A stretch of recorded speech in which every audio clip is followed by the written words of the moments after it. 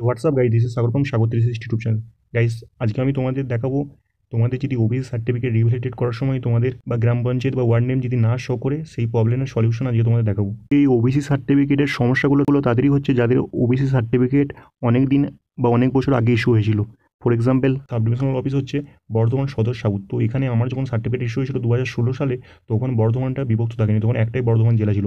তারপরে এটা বর্ধমানটা ভেঙে দুটো জেলা হয়েছে, পূর্ব বর্ধমান, পশ্চিম বর্ধমান। তো সেক্ষেত্রে যখন আমি আমার সার্টিফিকেট নম্বরটা এবং ইস্যু ডেট দিয়ে ভেরিফাই করছি যে আমার সার্টিফিকেট রিভ্যালিডেট করার সময়, তখন কিন্তু আমার গ্রাম পঞ্চায়েত বা জিপি ওয়ার্ড নেমটা এখানে শো করছে না।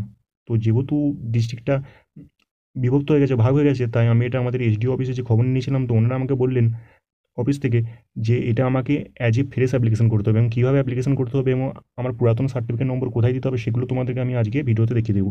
তো যখন তুমি এরকম করে তোমার ডিস্ট্রিক্ট নেম অটোমেটিকলি বর্ধমান নেওয়ার পর, যখন ব্লক সিলেক্ট করার পর GP and ward name select করবে আগে সার্টিফিকেট নম্বর দিয়ে, তখন কিন্তু তুমি তোমার জিপি বা ওয়ার্ড নেম পাবে না, যেহেতু ডেটাটাকে ফ্যাচ করতে পারছে না, যেহেতু ডিস্ট্রিক্টটা ভাগ হয়ে গেছে বলে। তো এক্ষেত্রে তোমাকে সিম্পল নো দিয়ে অ্যাপ্লিকেশন করতে হবে। যখন তোমাকে না বলা হচ্ছে তোমার কি do you have digital certificate, তো এটা নো করে অ্যাপ্লাই করার সময় জাস্ট সিম্পল যেরকম ফর্ম হয় সেরকমভাবে নতুন অ্যাপ্লিকেশনের মতো ফর্মটাকে তোমরা ফিল আপ করবে। তোমাদের কাস্ট, আগে যেমন কাস্ট ছিল সেই অনুযায়ী সিলেক্ট করবে, তোমার নাম, গার্জেন ডিটেলস, তোমাদের Aadhaar, voter number, place of birth, address সব যেমন দিতে হয় তেমন দিবে।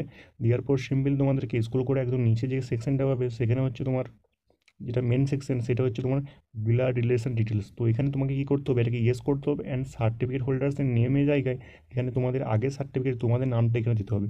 মানে তোমাদের সার্টিফিকেটে নতুন সার্টিফিকেট করার সময় তোমাদের পুরাতন সার্টিফিকেটের এখানে সার্টিফিকেট হোল্ডারের নামের জায়গায় পুরাতন সার্টিফিকেটের যার নামে আছে, মানে তোমার নামে আছে, তোমার নামটা দিতে হবে এখানে। দিয়ে তারপরে সার্টিফিকেট নম্বরে তোমার আগের সার্টিফিকেট নম্বরটা এখানে দিয়ে দিলে, তারপরে এখানে রিলেশনের জায়গায়, এটা মেন ইম্পর্টেন্ট, এখানে তোমাদের করতে হবে আদার্স। আদার্স সিলেক্ট করতে হবে, দিয়ে তারপরে তোমাকে এখানে লিখতে হবে সেলফ। তো সিম্পল এখানে আমাকে অফিস থেকে বলা হয়েছিল যে তোমাকে এখানে আদার্স করে এখানে সেলফ লিখতে হবে তোমার আগে সার্টিফিকেটের নাম নম্বর দেওয়ার পর। দেন সিম্পল তারপরে সেলফটা লেখার পর এখানে তোমাদের আগে সার্টিফিকেটটা যে ইস্যু হয়েছে, কোথা থেকে ইস্যু হয়েছে সেটা সিলেক্ট করতে হবে, অথরিটিটা সিলেক্ট করতে হবে। আমার ক্ষেত্রে যেমন বর্ধমান সদর সাউথ।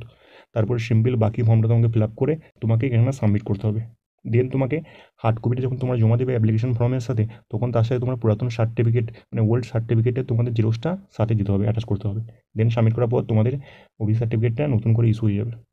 আর তোমাদের যদি এ ব্যাপারে আরও বেশি কোয়ারি থাকে, তা তোমরা তোমাদের নিকটবর্তী এসডিও অফিসে যেয়ে তোমরা খবর নিতে পারো।